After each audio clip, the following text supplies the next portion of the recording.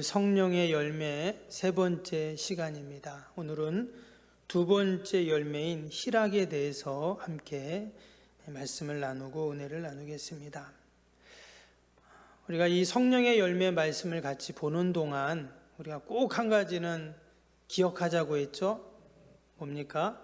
이 9가지 열매는 우리가 꼭 기억하고 암송하자 이런 말씀을 드렸는데, 다시 한번 암송하는 분은 그냥 하시면 되고, 잘 모르는 분은 22절, 23절에 지금 열매가 나오죠. 같이 한번 해볼까요?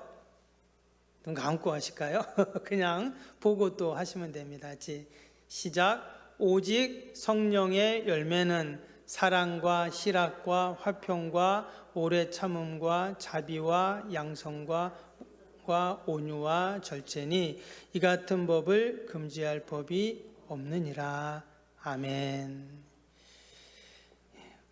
꼭 성령의 열매 9가지는 암송하실 수 있기 바랍니다. 아멘. 오늘 두 번째 열매, 희락의 열매입니다. 기쁨의 열매 이렇게 말할 수도 있는데요. 세상의 모든 사람들은 다 기쁘고 즐겁고 행복하기를 원합니다. 혹이라도 나는 슬프고 싶다, 불행하고 싶다 이런 사람은 아무도 없잖아요. 그래서 의학에서도 사람들을 기쁘게 할 수 있는 그러한 약을 만들었습니다. 이거는 마약은 아닌데요. 어떤 약이냐면 이런 약을 해피메이커라고 이렇게 얘기를 하는데, 미국에 아주 유명한 제약회사가 있습니다. 일라이 릴리라는 그 회사인데요. 요즘에 코로나 치료약도 이렇게 만들어서 아주 유명해진 그러한 제약회사인데, 그래서 프로작이라는 어떤 약을 만들었어요. 사실 이 약은 이제 우울증 치료제입니다. 근데 이 약이 어떤 약이냐면 우리 몸속에 있는 신경 전달 세로토닌이라는 그런 호르몬이 있는데 그것을 조절할 수 있는 약이래요. 그러니까 우울증이 있는 사람이 이 약을 먹으면 기쁘고 즐거운 마음이 생기는 겁니다. 그런 약이에요. 그래서 미국에만 이 약을 복용하는 사람들이 수천만 명이 된다고 합니다. 말 그대로 약으로 기쁨을 만드는 것이죠. 근데 이제 문제는 이 약을 모든 약들이 다 마찬가지지만 오랫동안 복용하면 어떻게 될까요? 이제 부작용이 생기는 거예요. 그래서 이 세상에서 만드는 기쁨을 만드는 것은 이처럼 부작용이 생길 수 있다는 겁니다. 근데 반면에 여러분 성령의 열매는 여러분 부작용이 없는 줄로 믿습니다. 성령의 열매 희락, 그 희락은 세상의 기쁨과 희락과는 다르겠죠. 세상의 기쁨을 쾌락이라고 말한다고 하면 이 희락은, 그 쾌락은 육적인 기쁨이잖아요. 근데 희락은 영적인 기쁨이다 이렇게 말할 수 있습니다. 또 세상의 기쁨은 순간적일 수 있지만 성령의 열매 희락, 그것은 영원하죠. 또 세상의 쾌락은 소유할 때 그 쾌락이 생기지만 이 희락은 존재 자체가 기쁨입니다. 또 세상의 기쁨은 환경 속에서 내가 그 기쁨을 얻게 되고 누리지만 이 성령의 열매인 희락 기쁨은요, 환경과는 상관이 없습니다. 어떤 상황 속에서도 기뻐할 수 있다라는 것입니다. 그래서 우리 성도들은 늘 성령의 열매인 여러분 이 희락의 열매를 맺어야 할 줄로 믿습니다. 우리가 성령의 열매를 다 맺어야 되지만 사실 이 희락의 열매는 반드시 맺어야 합니다. 왜냐? 내가 사랑이란 열매를 맺었는데 희락 기쁨이 없다. 내가 오래 참음이라는 열매를 맺는데 여러분 거기 기쁨이 없으면 어떨까요? 그건 나의 짐이 되는 것입니다. 그냥 힘들게 어렵게 오래 참음, 자비, 양선, 충성 이런 열매를 맺는 거예요.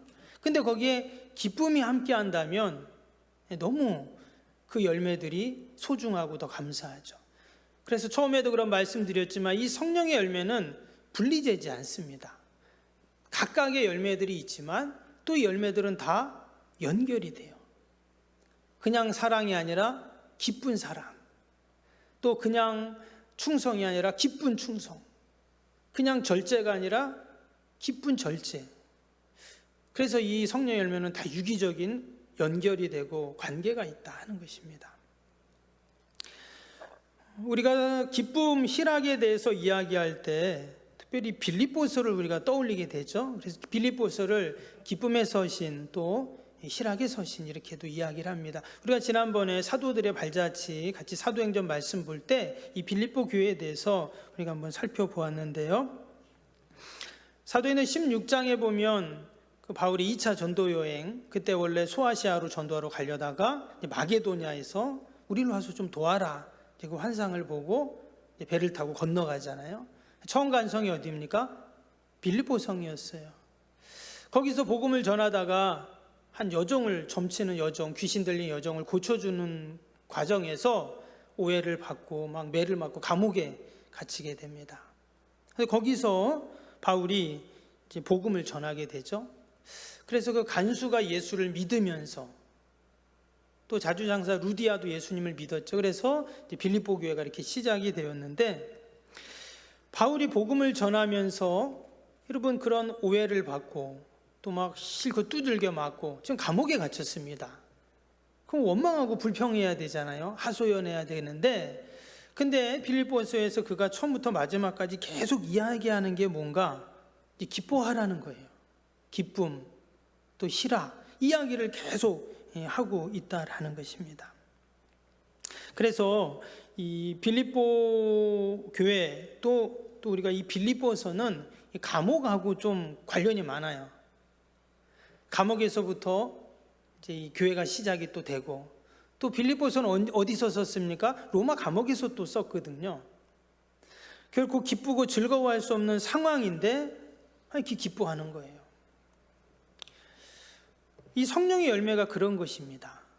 특별히 이 희락의 열매가 결코 기뻐할 수 없는 그런 상황임에도 불구하고 이 성령의 열매, 희락이라는 열매가 맺히면 어때요? 기뻐할 수 있는 거예요. 그래서 과연 이 성령의 열매 희락은 어떤 열매인가?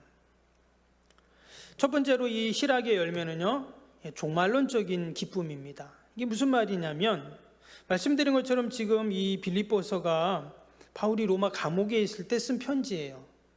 그러면 여러분 감옥에서 결국 기뻐할 수 없죠. 그럼에도 불구하고 이 성령의 열매인 희락의 열매를 이 바울이 맺으니까 이처럼 기뻤다는 거예요.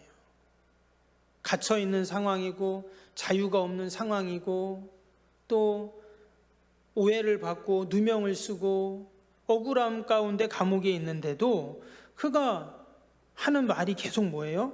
기뻐하라, 즐거워하라, 이 말을 지금 계속 하고 있다라는 것입니다. 그럼 우리가 때로 예수 믿을 때 그런 어려움이 있어요. 예수님 믿는다고 다 건강하고 다 부자고 다 문제없고 그렇습니까? 아니잖아요. 우리가 교회 다녀도 예수님 믿어도 경제적인 어려움을 겪을 때가 있고 또 질병으로 어려움을 당할 때도 있고 또 고난이 있을 때도 있습니다. 그럼에도 불구하고 우리가 이 성령의 열매인 희락의 열매를 맺게 되면 어때요? 그 모든 상황 속에서 능히 기뻐할 수 있다는 거예요. 아멘? 아멘이 별로 작으시네. 아멘? 우리가 그래서 성령의 열매를 맺어야 되는 거예요. 그것이 바로 이제 신학에서는 종말론적인 기쁨이다, 이렇게 이제 말을 하는 것입니다. 그러니까 나는 오늘 밤 이 세상을 떠나도 천국 간다는 거예요. 그러면 여러분 내가 지금 어떤 상황이어도 그게 나를 낙심하게 할 수 없죠. 내가 이 시간, 이 순간 죽어도 천국 가는데 뭐 걱정하고 근심할 게 없는 것이죠. 그래서 오늘 말씀에도 보면 이 빌립보서의 말씀 보면 이 계속 말하는 기쁨과 희락이 반복되는 것이 하나가 있는데, 이게 뭐냐면 항상이라는 단어, 또 모든이라는 단어가 나옵니다. 여기 4장 4절에도 보면 빌립보서 4장 4절에 주 안에서 항상 기뻐하라, 내가 다시 말하노니 기뻐하라, 너희 관용을 모든 사람에 알게 하라, 주께서 가까우시니라. 그러니까 우리가 항상 기뻐할 수 있는 것, 여러분 항상 기뻐할 수 없잖아요. 때로는 안 기쁠 때도 있거든요. 근데 어떻게 항상 기뻐할 수 있냐? 성령의 열매 실학은 항상 기뻐할 수 있다는 거예요. 우리가 기뻐할 수 없는 상황이 분명히 있습니다. 도무지 감사할 수 없는 상황이 있어요. 심지어는 기도하지 못하는 상황도 있습니다. 그런데 어떻게 이처럼 항상 기뻐할 수 있는가? 성령의 열매가 바로 이런 항상 기뻐할 수 있는, 지금 바울이 감옥에서 억울하게 통곡하고 원망하고 하소연해야 할 그런 상황인데, 그가 그의 하나님이 그에게 주신 이 기쁨을 그 상황들이 빼앗아갈 수가 없다는 거예요. 바로 이게 성령의 열매의 여러분 능력입니다. 그래서 이 성령의 열매 가운데 이 실학이라는 열매 앞에는 어떤 사실 수식어가 빠졌냐면 항상이라는 수식어가 빠졌어요. 항상 실학인데 우리가 그 항상 실학이라는 항상이라는 단어를 넣어서 읽으면 돼요. 환경과 조건이 아니라 존재 자체가 바로 행복이고 실학이고 기쁨이기 때문에 그런 것입니다. 우리 그리스도인들의 실학, 이 성령의 열매 실학은 결코 외부 환경에 의존하는 것이 아니라 살아계신 하나님이 나와 함께 하시고 또 그 하나님의 약속이 변함없기에 그 믿음에 기초하여 우리가 맺는 열매이기 때문에 여러분 항상 이 열매는 항상 실학이다라는 것입니다. 저와 여러분이 늘 하나님 앞에서 이 성령의 열매의 실학을 꼭 맺어야 할 줄로 믿습니다. 내가 어떻게 항상 이 실학의 열매를 맺을 수 있는가? 오늘 이 빌립보서 4장 4절에 보니까 이렇게 말했어요. 주 안에서 항상 기뻐하라 이렇게 했습니다. 주 안에서 항상. 나는 항상 기뻐가 안 되는데 어떻게 항상 기뻐하라고 하시는가? 주 안에서 항상 기뻐할 수 있다는 거예요. 여기서 주 안에서라는 단어는요, 주 때문에라고 바꿀 수가 있습니다. 같은 의미예요. 원어를 보면. 그 때문에 주 안에서라는 말은 당연히 주님 안에서라는 뜻이지만 주님 때문에라고 우리가 이해할 수 있어요. 내가 주님 때문에 항상 기뻐한다는 거예요. 환경과 조건과 변화되는 그런 것 때문이 아니라 내가 주님 안에서 항상 기뻐할 수 있다. 그래서 이 빌립보서 특별히 바울 서신서를 보면 이 주 안에서 또 예수 안에서 이런 단어가 많이 나옵니다. 우리가 좀 유심히 바울 서신들을 읽을 때 그래서 생각하고 읽어보시면 주 안에서라는 단어가 132번이나 2회나 나옵니다. 그만큼 주 안에서의 기쁨, 주 안에서의 실학이 절대적이다라는 거예요. 여러분, 우리가 왜 주님 때문에 항상 기뻐할 수 있습니까? 죄사함을 받았기 때문에, 하나님의 자녀가 되었기 때문에, 내가 오늘 밤 이 세상을 떠나도 천국 갈 수 있기 때문에, 또 내가 이 땅에서 모든 수고와 또 모든 하나님을 향한 그 우리의 믿음과 신앙을 하나님이 아시기 때문에, 그래서 우리가 항상 기뻐할 수 있는 것이죠. 여러분, 이 기쁨은 하나님의 택한 자녀들만이 누릴 수 있는 그러한 특권이고 기쁨인 줄로 믿습니다. 때로는 내가 세상에서 좀 잘 되고 또 소위 말해서 대박이 나고 이래도 우리가 기뻐할 수 있잖아요. 즐거워합니다. 그러나 우리가 서두에 본 것처럼 세상에서의 기쁨은 영원할 수는 없어요. 또 언제 바뀔지 모릅니다. 그러나 주 안에서의 기쁨, 주님 때문의 기쁨은 영원하죠. 그래서 우리가 소망해야 할 기쁨은 어떤 기쁨이냐? 늘 주 안에서의 기쁨이에요. 주님 때문의 기쁨입니다. 자꾸 세상 것에서 우리가 기쁨을 찾으려고 하면 어때요? 한두 끝도 없습니다. 우리가 요즘에 코로나 때문에 해외여행 나가는 게 얼마나 힘들어요. 그렇죠? 그렇잖아요. 근데 또 이렇게 해외여행 좋아하는 분들은요, 아주 죽으려고 합니다. 그래서 뉴스를 보니까 이제 좀 해외여행도 갈 수 있을 것 같다, 이런 이제 뉴스들이 나오잖아요. 백신을 맞고 하니까. 그러니까 사람들이 그냥 좋아가지고 난리예요. 당연히 여행을 가는 건 좋고 우리가 여가 생활하는 것이 좋고 그런 시간을 가져야 되는 것이 맞죠. 근데 우리가 이 세상에서 자꾸 기쁨을 찾으려고 하니까 이 기쁨이 한두 끝도 없어요. 우리가 오직 주님 안에서 또 주님 때문에 우리가 주시는 그 기쁨을 우리가 누려야 할 줄로 믿습니다. 그리고 마지막으로 또 한 가지 이 성령의 열매인 실학과 기쁨은요, 나만을 위한 열매가 아니라 언제나 관계 속에서 맺히는 열매다라는 거예요. 지금 주 안에서라는 말을 주님 때문이라고 했잖아요. 그러니까 주님 때문이라는 것은 주님으로 인하여 나에게 이 기쁨이 오는 겁니다. 주님이 없으면 이 성령의 열매 실학은 없는 거예요.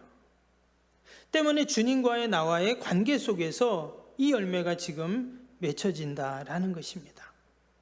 주님과의 관계 속에서 얻어지는 그러한 열매예요. 하나님이 우리에게 주시는 이 열매는, 이 기쁨, 실학의 열매는 여러분 세상의 기쁨과는 비교할 수 없는 그런 기쁨이죠.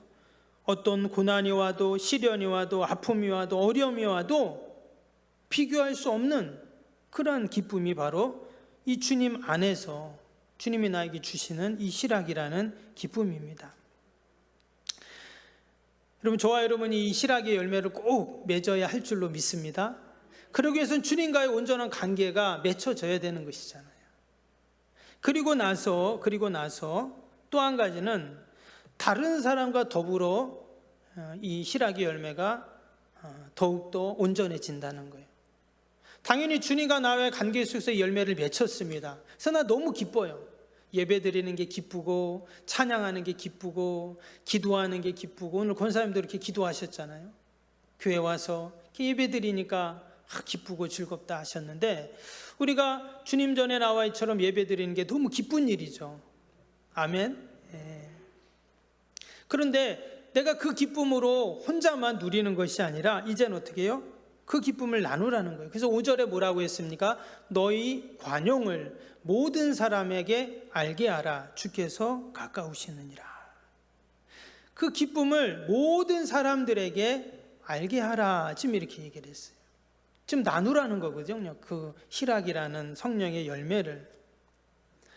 나 혼자 그 열매가 맺혀지고 나 혼자 그냥 갖고 누리는 열매가 아니다라는 것을 말씀하고 있습니다.